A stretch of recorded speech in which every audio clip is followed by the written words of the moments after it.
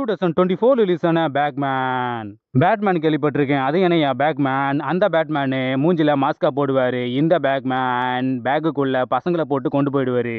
ஆனா இந்த பேட்மேன் பேயா இல்ல மனுஷனான்னு தான் தெரியல. பொண்டாட்டி பையனு ஜம்முன்னு வாழ்க்கையை ஓட்டிக்கிட்டு இருக்காரு நம்ம ஹீரோ. அடுத்த குழந்தைக்கு ரெடி ஆகலாமான்னு அவர் பொண்டாட்டி ட்ரை பண்ணிக்கிட்டு இருக்கா. ஆனா இருக்கிற பையனையே கவனிக்கவே அவளுக்கு நேரம் இல்ல. ஒரு பக்கம் நம்ம ஹீரோ சின்ன வயசா இருக்கும்போது பேக்மேனுக்கு சொந்தமானதை தூக்கிட்டு வந்துட்டாரு.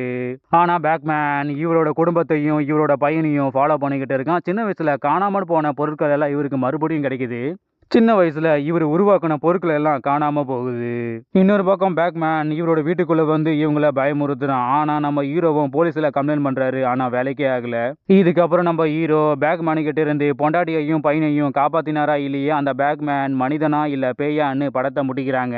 ஒரு தரமான படம். ஆனா பொறுமையா போய் லைட்டா லேக் அடிக்கும். அங்க எங்க பயமுறுத்துற சீனு அதை சமாளிக்கும். Tamil dubbing cinematography double okay. IMDb rating 4.6, நம்ம ரேட்டிங் 5. பேக்மேன் பசங்க புக்குக்குள்ள பேக்கை வச்சு கொண்டு போவாங்க. ஆனா பேக்மேன் பசங்களை புக்குக்குள்ள வச்சு கொண்டு போவான். ஆனா இவன் பேட்மேன் இல்ல பேக்மேன்.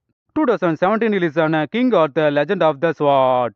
மந்திரவாதிகள் மந்திரம் போட்டு நாட்டை வேட்டையாடிக்கிட்டு இருக்காங்க. மன்னரும் மந்திரவாதிகளை அழிச்சு நாட்டை காப்பாத்துறாரு.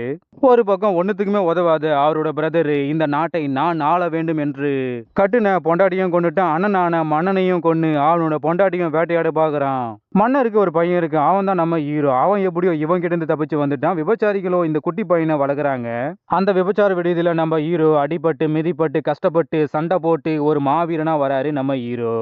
இன்னொரு பக்கம் அண்ணனை கொண்டு நாட்டுக்கு அரசனான வில்லன். இவரோட அண்ணன் ஒரு கத்தியை விட்டுட்டு போயிருப்பாரு. அந்த கத்தி அவரை தவிர வேற யாராலுமே எடுக்க முடியாது. அந்த கத்தி எடுக்க எங்கிருந்தோ ஆளுங்க வராங்க. ஆனா யாராலுமே முடியல.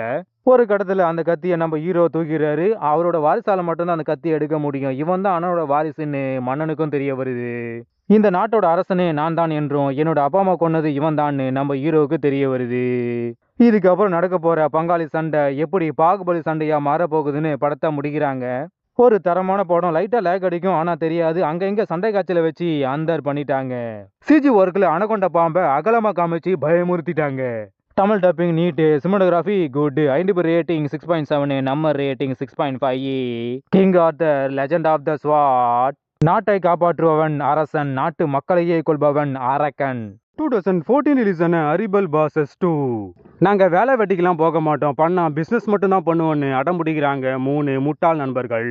ஒருத்தன் மொட்டா பீஸு, இன்னொருத்தன் மொரட்டு பீஸு, இன்னொருத்தன் லூஸு. ஒரு பக்கம் ஒரு பிசினஸ் மேனை மீட் பண்ணி பிசினஸ் பேசுறானுங்க. அவனும் தாராளமா பிசினஸ் பண்ணுங்கன்னு வாக்கு கொடுக்குறான். இவனுங்களும் அந்த பிசினஸ் மேனை நம்பி பிசினஸ் ஸ்டார்ட் பண்றானுங்க. வேலைக்கு ஆட்களை எடுக்கிறானுங்க. ஆண்கள் வேலைக்கு வந்து அடிச்சு துரத்துறானுங்க. அதே பொண்ணுங்க வந்தா வாமான்னு உட்கார வச்சு அந்த பொண்ணோட திறமையை பார்க்காம அழகா பார்த்து வேலை கொடுக்குறானுங்க. அதுலயும் மொரட்டு பீஸு ஒரு நாட்டுக்கட்ட பொண்ணை பார்த்த உடனே அவளை அப்பப்போ யூஸ் பண்ணிக்கலான்னு அதுக்குன்னே அவளுக்கு வேலை கொடுக்குறான். ஆனா அது தவறு. ஏன்னா அந்த ஊர்ல எல்லாம் முதலாளிங்க ஒரு பொண்ணோட அழகா பார்த்து அவளுக்கு வேலை கொடுத்து அதுக்கப்புறம் அந்த பொண்ணு மேல கை வச்சா கேஸு. அவளை தொடக்கூட முடியாதுன்னு மொரட்டு பீஸுக்கு இவனோட நண்பர்கள் புரிய வைக்கிறாங்க. இன்னொரு பக்கம் இவனுங்க நம்பிக்கிட்டு இருந்த அந்த பிசினஸ் மேனும் இவங்களை ஏமாத்திட்டான். இவனுங்களும் கம்பெனியை எப்படியாவது காப்பாத்தி ஆகணும்னு அந்த பிசினஸ் மேனோட பையனை கிட்னாப் பண்றானுங்க. அந்த பிசினஸ் மேனோட பையன் ஒரு கிராக்கு. அவனோட வீட்டு வேலைக்காரிய நாயை விட கேவலமா நடத்துவான். அதுல காண்டான அந்த வேலைக்காரி இவனை கலாய்க்கிறன்ற பேர்ல கலிஜா ஒரு வேலை பண்ணுவா. அத 3 முட்டா பீஸுங்களும் முறைச்சு பாத்துக்கிட்டு இருப்பானுங்க. ஒரு கட்டத்துல இவனுங்க 3 பேரும் அந்த கிராக்கை கிட்னாப் பண்ணிடுவானுங்க. ஆனா அந்த கிராக்கு என் அப்பனை கண்டாலே எனக்கு பிடிக்காது, அதனால என்ன தாராளமா கிட்னாப் பண்ணிக்கோங்க, வர காசுல உங்களுக்கு ஒரு பங்கு எனக்கு ஒரு பங்குன்னு ஒரு டீலை போடுவான். இவங்களும் அவனை நம்பி களத்துல இறங்குறாங்க.